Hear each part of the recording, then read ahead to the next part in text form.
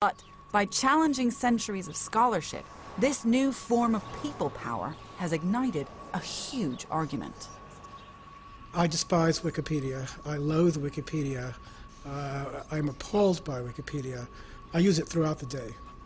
I think that the web, its greatest miracle is of convenience, but the price they pay for being so speedy and available is in accuracy. I challenge anybody to find a better, faster source of perfectly acceptable knowledge for almost all purposes that you would require as a normal citizen.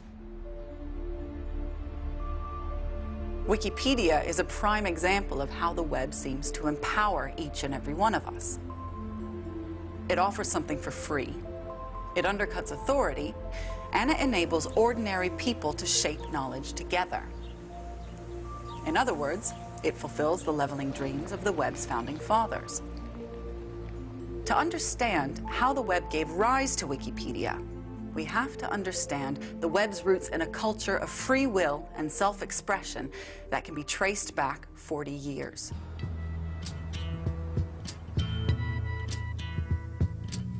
There's something happening here. What it is ain't exactly The leveling ambitions of the online world can be traced back to the counterculture of the 1960s. And the epicenter of this hippie idealism? San Francisco. It's time we stop, children, what's that sound? Everybody look what's going. No one really knows what's happening in San Francisco, but this is where it's at. Traditional home of the way out, today Mecca of happy hippies who are cracking the smooth silhouette of America's materialism with that ultimate weapon, with love. We better stop, hey, what's that sound? Everybody look what's Amidst the ferment, a particular strand of a philosophy known as libertarianism began to take root. It was a mix of both left and right-wing ideas and rejected state control, the legal system, and censorship, while emphasizing the importance of individual free will. And while the countercultural dream would fade away in the real world, in the 1970s it found an unlikely place where these ideas would flourish. Previously, computers had been the preserve of governments, the military, and large corporations. But now, for the first time, smaller, cheaper models began to put the technology in the hands of the people. And something remarkable happened. This countercultural libertarianism found a new home on what was the early internet. The most concrete legacy of the counterculture is the internet. The values, the organization, the rebellion, the resistance to authority were all encapsulated in the internet. Cheaper computers allowed the first online communities to develop. The longest surviving and also the most influential was called The Well. Over in the corner there, that actually is The Well right now. It was set up in 1985 near, where else? San Francisco. And without The Well, Facebook, Twitter, MySpace, and all the other web communities may never have existed. A lot of people see The Well as kind of a place where they live and exist in a not really intellectual, but in an information kind of sense.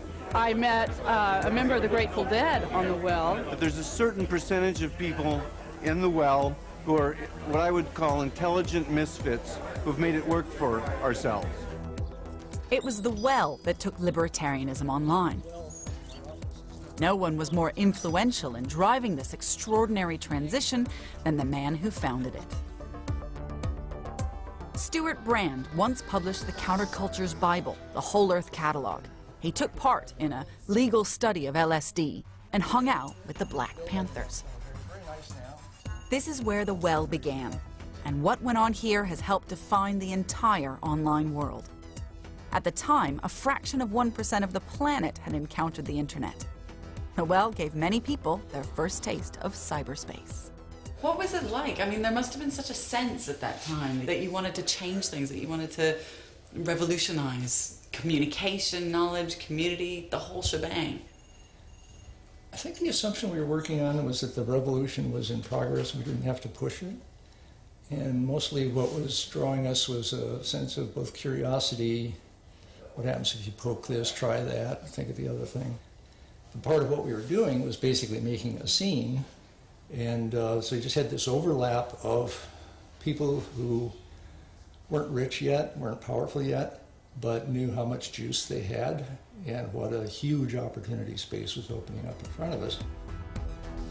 Usually I check in news first to see what kinds of interesting things are happening, and then I go to wherever there's a controversy brewing. And if it's lunchtime at the office and I don't feel like going out, I'll log into the Well and go into the Pets Conference and talk about my cats. If I've had a particularly stressful day, I go to the Weird Conference, which is where everybody lets it all hang out. There was 3 or 4 different flavors of sex conferences, from pretty hardcore to very gentle. There was the True Confessions Conference where nobody said a bad thing to anybody else, no matter what they did and that they were fessing up to. Many people credit the Well with infusing the early online world with an anything-goes attitude, and it did. But for me, what really stepped up the challenge to the established order was when one particular Well member took this attitude and developed it into a radical constitution for online freedom. This would be a key moment in creating the web that we know today. Cyberspace had found a prophet. John Perry Barlow, the lyricist of cult 60s group The Grateful Dead. He took the vague libertarian ideas espoused by many on the Well and started to give them real shape. And he also caused the Well's membership to rocket when news leaked out that by joining the Well, you could chat online with a member of the Grateful Dead.